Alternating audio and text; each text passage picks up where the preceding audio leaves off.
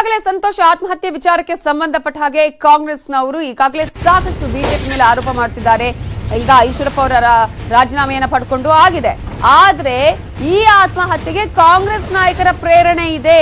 ಈ ಬಗ್ಗೆ ರಮೇಶ್ ಜಾರಕಿಹೊಳಿ ಬಳಿ ಏನ್ ದಾಖಲೆ ಇದೆಯೋ ದಾಖಲೆ ತರಿಸಿ ಸಿಎಂ ಸೂಕ್ತ ತನಿಖೆ ಮಾಡಿಸಬೇಕು ಅಂತ ಹೇಳಿರೋದು ಬಿಜೆಪಿ ರಾಜ್ಯಾಧ್ಯಕ್ಷರಾಗಿರುವ ನಳಿನ್ ಕುಮಾರ್ ಕಟೀಲ್ ಅವರು. ಕಾಂಗ್ರೆಸ್ ನಾಯಕರನ್ನ ಮೊದಲು ಬಂಧಿಸಬೇಕು, ಕಾಂಗ್ರೆಸ್ ಪಕ್ಷದ ಅಧ್ಯಕ್ಷರೇ ಜೈಲಿಗೆ ಹೋಗಿ ಬಂದಿದ್ದಾರೆ ಅಂತ ಹೇಳಿ ಹೊಸಪೇಟೆಯಲ್ಲಿ ಬಿಜೆಪಿ ರಾಜ್ಯಾಧ್ಯಕ್ಷ ನಳಿನ್ ಕುಮಾರ್ ಕಟೀಲ್ ಹೇಳಿಕೆಯನ್ನ ನೀಡಿದ್ದಾರೆ. ನಾನು ಆಗ್ರಹ ಮಾಡ್ತೇನೆ, ಕಾಂಗ್ರೆಸ್ನ ಎಲ್ಲ ನಾಯಕರನ್ನು ಜೈಲಲ್ಲಿ ಇಡಿ ಅಂತ ನಾನು ಬೊಮ್ಮಾಯಿ ಅವರಿಗೆ ಆಗ್ರಹ ಮಾಡ್ತೇನೆ. ಅವರೆಲ್ಲ ಜೈಲಲ್ಲಿ ಇರಬೇಕಾದವರು, ವಿಧಾನಸಭೆಗೆ ಹೋಗಲಿಕ್ಕೆ ಅನರ್ಹರು. ಯಾಕೆ ಅಂತ ಕೇಳಬಹುದು. ಜಾರ್ಜ್ ಘಟನೆ ನಡೆದಿತ್ತಲ್ಲ, ಆ ಗಣಪತಿ ವಿಡಿಯೋದಲ್ಲಿ ಹೇಳಿದರು ಜಾರ್ಜೇ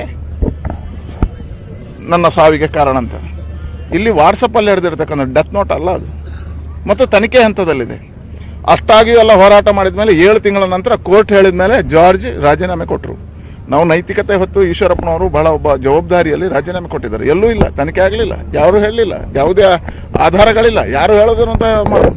ಇದೆಲ್ಲದರ ಮಧ್ಯೆ ಭ್ರಷ್ಟಾಚಾರದ ಬಗ್ಗೆ ಮಾತಾಡ್ತಾರಲ್ಲ, ನಾನು ಬೊಮ್ಮಾಯಿ ಅವರಿಗೆ ಹೇಳ್ತೇನೆ, ಅರ್ಕಾವತಿ ಪ್ರಕರಣ ತಗೊಳ್ಳಿ, ಜಗನ್ನಾಥ್ ಶೆಟ್ಟಿ ಆಯೋಗದ ವರದಿಗಳನ್ನು ಹೊರತನ್ನಿ, ಜಗನ್ನಾಥ್ ಶೆಟ್ಟಿ ಆಯೋಗದ ವರದಿ ಹೊರಗೆ ತನ್ನಿ.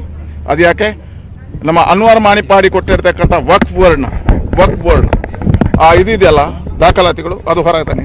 ಇಷ್ಟೂ ಜನ ನಾಯಕರು ಜೈಲಿನೊಳಗೆ ಇರ್ತಾರೆ. ಸಂತೋಷ್ನ ಪ್ರಕರಣ ದೆಹಲಿಯಲ್ಲಿ ಇವರು ಪತ್ರಿಕಾಗೋಷ್ಠಿ ಕರೆಯುವ ಬದಲು ವಿಧಾನಸೌಧದಲ್ಲಿ ಇಂಥದ್ದಾಗಿದೆ ಅಂತ ಚರ್ಚೆ ಮಾಡುವಾಯ್ತಲ್ಲ. ಹಾಗಾಗಿ ಸಂತೋಷ್ನ ಆತ್ಮಹತ್ಯೆ ಹಿಂದೆ ಕಾಂಗ್ರೆಸ್ಸಿನ ಪ್ರೇರಣೆ ಇದೆ. ಇಡೀ ಪ್ರಕರಣವನ್ನು ತಿರುಚುವುದಕ್ಕೆ ಕಾಂಗ್ರೆಸ್ನ ನಾಯಕರ ಚಟುವಟಿಕೆಗಳಿದ್ದಾವೆ. ಅವರಿಗೆ ಶಾಶ್ವತವಾಗಿ ನಾವು ಇಲ್ಲಿ ನಿರುದ್ಯೋಗಿಗಳಾಗ್ತೇವೆ ಅಂತ ಆಗಿದೆ. ಕಾಂಗ್ರೆಸ್ ಅನ್ನ ಇವತ್ತು ಜನ ತಿರಸ್ಕಾರ ಮಾಡ್ತಾರೆ. ನೋಡಿ ಏನು ಗ್ರಾಚಾರ ಹಿಡಿದೆ ಆ ಪಾರ್ಟಿಗೆ ಅಂತ. ಇದೆಲ್ಲವನ್ನ ತನಿಖೆ ಮಾಡಲಿಕ್ಕೆ ಪ್ರಾರಂಭ ಆಗಿದೆ.